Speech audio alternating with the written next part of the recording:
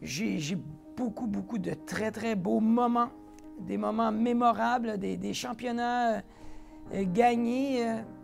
Bon, en toute humilité, très peu de perdus, mais à chaque fois, j'ai toujours dit la même chose et avec France, on s'est toujours dit la même, on va dire le même adage, on est champion d'un soir. Le lendemain, il fallait remettre le pied à l'étrier et recommencer à travailler. En 1996, on a eu le bonheur, la joie d'entrer dans la parentalité avec notre fils Jean-Francis. Quelques années plus tard, Francesca est arrivée. En 1999, notre petite princesse est venue emplir notre vie de joie avec ses sourires. Mais on était loin de se douter que Francesca souffrait d'un syndrome qui s'appelle le syndrome de Rett, qui a passablement changé la donne. Francesca marchait et aujourd'hui elle ne marche plus, elle parlait, elle ne parle plus. France, elle, s'est auto-élue chef de la famille. Au moment du diagnostic, elle en a souffert autant, sinon plus que moi, mais sa réorganisation a pris 5 minutes, moi a pris 5 semaines. Bonjour à toutes et à tous. Voici mon livre « Chaque pas est une leçon de vie ». J'ai voulu partager justement les leçons que j'ai reçues et j'espère qu'elles seront utiles pour vous. Pourquoi l'écriture d'un livre? J'avais déjà écrit 2 livres, mais celui-ci est très différent pour moi parce que j'essaye à mon niveau d'aider les gens, de partager les leçons que j'ai reçues. Et c'est pour ça que ça s'appelle « Chaque pas est une leçon de vie ». Et vous allez voir dans le livre, les leçons, ils sont dans une typo qui est différente parce que je voulais qu'elles ressortent. J'espère qu'elles seront utiles à ceux qui les liront et qui les partageront, peut-être à leurs enfants, peut-être à leurs amis, et qui sait. Aider les gens un mot à la fois, c'est un peu une quête dans une mission que je me suis donnée. Si j'avais une recette de vie, ben, c'est sûr que la bienveillance ferait partie des ingrédients. Je pense que c'est très important d'avoir de l'indulgence, de la compréhension et avoir un regard ouvert sur les différences, sur l'inclusion. Et donc, ça nous amène au mot bienveillance parce que c'est facile de brusquer les gens, c'est facile des fois d'utiliser des vocabulaires qui sont, j'ai envie de dire, abrasifs. Parce que c'est potentiellement la première chose qui nous vient en tête. Je pense qu'il faut passer à travers le filtre de la bienveillance pour temporiser des situations, pour aider des gens à peut-être mieux comprendre une situation ou nous-mêmes mieux la comprendre. Je pense que la bienveillance, ça ne devrait pas être une option, ça devrait être inclus dans notre petit cerveau et dans notre petit cœur. J'ai vécu des moments extraordinaires avec France Mousseau, cette jeune demoiselle que mes yeux ont croisé ses yeux à l'âge de 9 ans, qui est devenue ma partenaire de danse. On a vécu des moments exaltants d'adrénaline très puissants à travers les compétitions de danse, les spectacles. On a fait 3 fois le tour du monde. Ça m'a fait apprendre beaucoup de choses sur moi, sur elle, sur la vie. Ce partage musical, parce que moi, j'ai jamais dansé en solo, j'ai toujours dansé en couple. Donc, j'ai partagé tous ces moments avec France Mousseau. Et ça montre que le partage est hyper important, un partage artistique, un partage aussi de vision. Parce que, bon, danser, c'est un engagement physique, c'est un sport, c'est aussi un art. Et c'est d'ailleurs pourquoi on appelle cette forme de danse sportive, parce que ça inclut les deux. Et pour moi, aucun regret, tellement de beaux souvenirs. Bon, on a été, je ne sais pas si on peut dire le mot chanceux, mais on a été souvent célébrés comme champions dans nos compétitions qu'on s'est inscrit. Et donc, j'ai beaucoup de très beaux moments, des moments mémorables, des championnats gagnés. Bon, en toute humilité, très peu de perdus, mais à chaque fois, j'ai toujours dit la même chose et avec France, on s'est toujours dit la même on va dire le même adage, on est champion d'un soir. Le lendemain, il fallait remettre le pied à l'étrier et recommencer à travailler. Et on ne s'est jamais assis ou appuyé ou s'arrêter sur nos lauriers. On a toujours continué à travailler. On pense que dans la vie, c'est très, très simple et très naturel d'avoir des enfants, mais dans certains cas, ça devient un peu plus compliqué. Entre autres, dans le cas de France et moi, nous avons dû passer par la clinique de fertilité pour nous aider à mieux comprendre ce qui se passait dans ce phénomène qui est pourtant un phénomène très naturel d'avoir des enfants.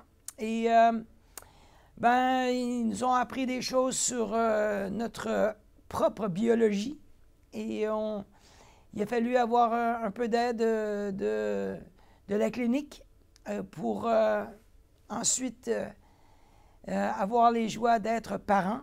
Et je souhaite à tout le monde de recevoir l'aide qu'ils ont besoin pour pouvoir réaliser un des plus grands rêves de la vie, quoi, d'être parent. Et encore une fois, c'est pas toujours simple et c'est pas pourquoi, on ne sait pas pourquoi deux personnes peuvent s'aimer autant et avoir autant d'atomes crochus, mais que notre ADN ou notre façon de fonctionner ne va pas aider à ce processus naturel. Mais merci à toutes ces cliniques qui aident des gens comme moi et France à réaliser leurs rêves. En 1996, on a eu le bonheur, la joie d'entrer dans la parentalité avec notre fils Jean-Francis, qui n'a pas été facile. Et quelques années plus tard, Francesca est arrivée. En 1999, notre petite princesse est venue emplir notre vie de joie avec ses sourires et toute cette belle énergie. Et forcément, quand tu as un garçon, une fille, tu ne t'attends pas à que le développement soit le même. Mais on était loin de se douter que Francesca souffrait d'un syndrome qui s'appelle le syndrome de Rett, qui a passablement changé la donne. Son développement, on va dire dans les premières semaines, ressemblait un peu à celui de Jean-Francis, mais assez rapidement, France a commencé à avoir des énormes différences. Entre autres, un truc qui semblait, moi, à mes yeux, banal, mais pour elle, très important. Elle ne tendait jamais les bras vers sa mère ou vers moi. Elle était, moi, dans ma tête, c'est bon. C'est une fille, elle est plus indépendante, elle est différente de Jean-Francis. Et pour moi, la réponse au questionnement était satisfaisante. Ils sont deux êtres humains complètement différents. Mais on a vu, avec les mois qui s'accumulaient, que Francesca, tous ses acquis commençaient à reculer. Et là, ça a été très compliqué. Le plus grand drame de notre vie, c'est de recevoir un diagnostic tel que le syndrome de Rett pour notre petite Francesca, une maladie neurologique très impactante qui lui a tout volé. Parce que Francesca marchait et aujourd'hui, elle ne marche plus, elle parlait, elle ne parle plus. Et ce diagnostic a vraiment tout changé et a forcé une forme de réorganisation des rôles au sein de notre petit noyau familial. Parce que France, elle, s'est auto-élue chef de la famille au niveau de la maison et de l'organisation. Parce qu'au moment du diagnostic, elle en a souffert autant, sinon plus que moi, mais sa réorganisation a pris 5 minutes, moi a pris 5 semaines. Et donc, elle a porté tout le monde, Jean-Francis, Francesca et moi, sur ses épaules. Et ce rôle, elle le tient encore aujourd'hui. C'est une femme déterminée, engagée, qui voit très facilement la lumière au bout d'un tunnel. Et moi, j'étais vraiment dans l'obscurité dans les premières semaines. Ça a été un peu compliqué, mais jamais on a douté de la force de notre couple. Et un des challenges, vraiment un des défis qui s'est imposé, c'est de ne pas traumatiser ou d'impacter le développement de Jean-Francis, qui lui avait un développement complètement normal, même c'était une Ferrari, tout arrivait vite dans sa vie, il a parlé, il a marché, il a eu des interactions, même un côté social très développé, et c'était très rapide, et contrairement à Francesca, qui, elle, son syndrome la rendait complètement indépendante du monde, parce qu'elle est en train de perdre ses fonctions motrices fines et globales. Et donc, c'était de concilier, de donner assez de temps à Jean-Francis et donner tout le temps que Francesca nécessitait pour qu'elle puisse être en sécurité et continuer à essayer de développer ce qui lui restait. J'en ai reparlé récemment avec Jean-Francis, et puis c'est sûr que entre mes voyages d'affaires, j'ai envie de dire, le business de juger des compétitions de danse de l'autre côté de l'Atlantique, et puis le développement qui était très saccadé pour sa sœur, ça a été un peu compliqué pour lui. C'est un gars aujourd'hui, c'est un homme de 29 ans qui est solide, qui a des belles valeurs, et je pense qu'on a essayé de faire le meilleur boulot possible, mais il est un être humain absolument spécial, adorable et magnifique. Certes, être éloigné de sa famille, on reste quand même un père, et même si je donnais des coups de téléphone et puis j'essayais de le gronder par visio, tu te sens un peu moins légitime, mais pas moins important. Après, est-ce que ça a une portée? C'est quand même France qui faisait l'autorité à la maison, parce qu'on peut dire des paroles, on peut donner des ultimatums, et on peut mettre des paramètres, mais si on n'est pas là pour les organiser, si on n'est pas là pour les appliquer, on devient qu'une voix. Et on parle souvent qu'il faut passer des paroles aux gestes. Et France, c'est une femme qui est solide, et qui, même si on a toujours fait un partenariat très serré sur les valeurs, c'est quand même elle qui les appliquait. Quand on arrive à la parentalité, ça donne parentalité rime avec responsabilité. Et quand tu es une personne, un couple qui vit dans la lumière avec les strass et les paillettes, ça peut occasionner une partie de stress, et aussi il faut gérer. Il faut balancer la vie familiale et la vie professionnelle. Et nous, notre vie professionnelle à l'époque, qu'on a eu nos enfants, bien, on était en compétition et on était en spectacle. Mais pas de façon locale, de façon internationale. Donc, on allait faire des compétitions au Japon, et puis on se retrouvait dans la ville d'à côté où on habitait, on faisait des spectacles, ou on se retrouvait à Los Angeles ou à New York. Donc oui, ça a mis un petit peu de pression. Et à un moment donné, on arrive avec une certaine réflexion sur la vie. Est-ce qu'on est équitablement bien balancé entre la vie familiale et la vie professionnelle? Et France et moi, on a toujours trouvé un moyen de concilier les deux. Oui, ça pouvait amener à certaines frictions, à discussions un peu animées, mais on est toujours arrivé à la même conclusion, que si on le faisait, c'était pour le bien de la famille, dans l'ensemble de l'œuvre, pas nécessairement du côté juste mon ego, j'ai besoin d'être applaudi, j'ai besoin de faire ce métier-là. C'est un métier qui était bien rémunéré, et donc on pouvait subvenir aux besoins de notre famille.